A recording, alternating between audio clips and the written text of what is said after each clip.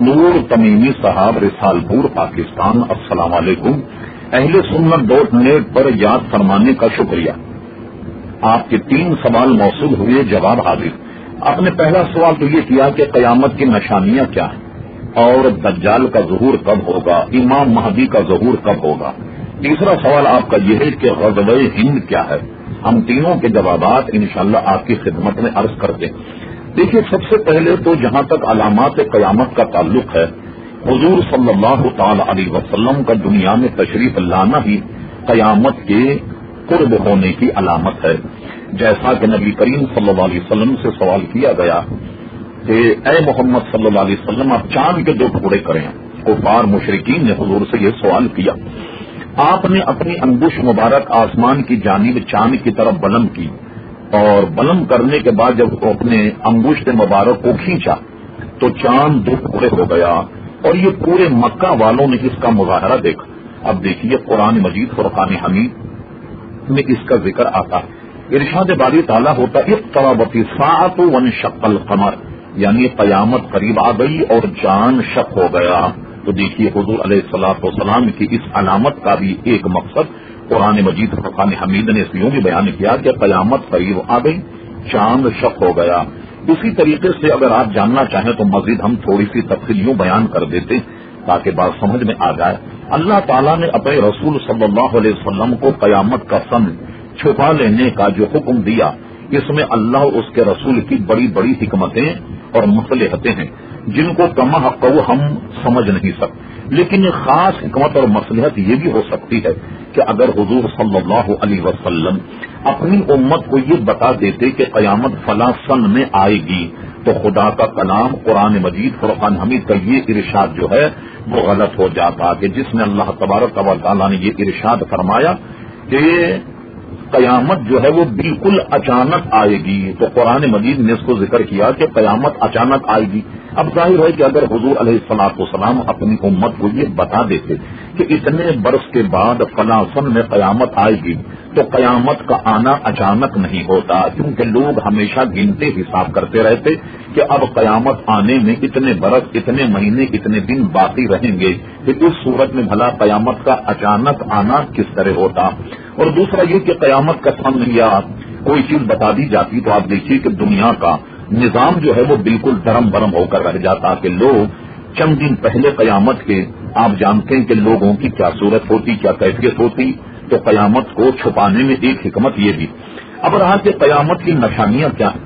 قیامت کی جو نشانیاں ہیں، علماء نے اس کو 2 حصوں میں تقسیم کی ہیں، ایک چھوٹی نشانیاں، ایک بڑی نشانیاں، اور اس میں ہم اس کی حکمت بیان کرتے ہیں۔ مثال کے طور پر اس کو یہ کہا جا سکتا ہے کہ علامات صغرا اور علامات کبرا۔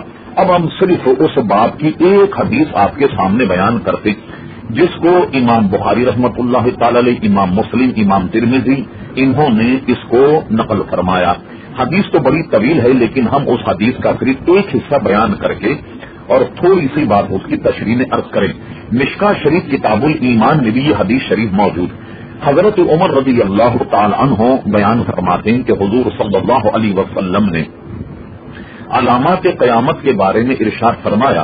حضرت عمر رضی اللہ عنہ روایت کرتے ہیں کہ حضرت جبریل علیہ السلام نے کہا، یا رسول اللہ صلی اللہ علیہ وسلم، آپ مجھے قیامت کی نشانیوں کے بارے میں خبر دیجیے۔ تو آپ نے فرمایا کہ لونڈی اپنے مالک کو جنے گی، اور ننگے پاؤں والے، ننگے بدن والے محتاجوں، بکریوں کے چرواہوں کو تم محلوں میں فخر کرتے ہوئے دیکھو گے۔ آپ دیکھیے، یہ چند علامتیں حضور نے بیان فرمائیں۔ جیسا کہ ہم نے عرض کیا کہ یہ طویل حدیث کا حصہ ہے، اس حدیث میں قیامت کی 2 نشانیاں بیان کی گئیں، اور وہ 2 نشانیوں میں سے کیا نشانیاں ہیں؟ ایک لونڈی اپنے مالک کو جنے گی۔ کیا مطلب ہوا کہ ماں باپ ایسی اولاد کو جنم دیں گے کہ وہ ماں کے اوپر اولاد ایسی حکمرانی کرے اور ایسا ان کے ساتھ برتاؤ کرے گی کہ جیسے کوئی آقا جو ہے اپنی لونڈی کے ساتھ کیا کرتا۔ آپ جانتے ہیں کہ یہ بھی باتیں تقریباً اس دور میں اگر ہم دیکھیں تو ماں باپ سے اولاد کا بدتمیزی کرنا اور ایسا سلوک رکھنا کہ جیسے لونڈی اور غلاموں کے ساتھ کیا جاتا ہے، یہ ہم اور آپ جو ہیں رات دن اپنے گھروں میں دیکھتے ہیں۔ تو ہمیں ایک علامت تو یہ ہے کہ کوئی عورت جو ہے وہ اپنے آقا کو جنے گی، یعنی اس کی اولاد اپنی والدہ کے ساتھ ایسا سلوک کرے گی کہ جیسے کوئی آقا اپنی لونڈی اور باندیوں کے ساتھ کرتا ہے، ایک نشانی تو یہ۔ اور دوسرا فرمایا کہ تم دیکھو گے کہ ننگے پاؤں والے، ننگے بدن والے محتاج بکریوں کے چرواہے جو ہیں وہ بڑے بڑے محلوں میں رہیں گے۔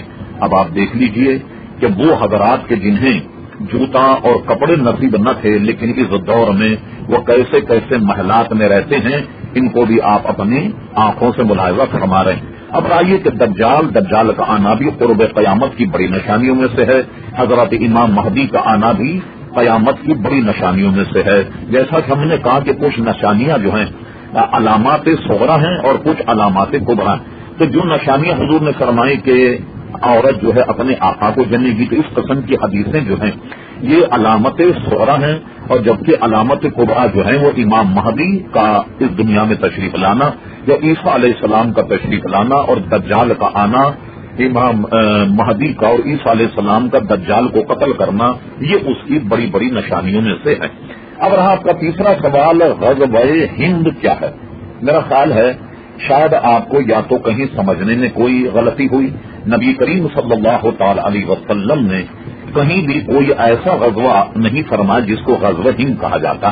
سب سے پہلے تو آپ کے ذہن میں یہ بات رہے کہ علماء غزوے کی اصطلاح میں لکھتے ہیں کہ غزوہ اس جنگ کو کہتے ہیں کہ جس میں حضور صلی اللہ تعالی علیہ وسلم نے شرکت فرمائی، اس لیے حضور علیہ السلام کے زمانے میں کوئی غزوہ ہند سرے سے ہوا ہی نہیں۔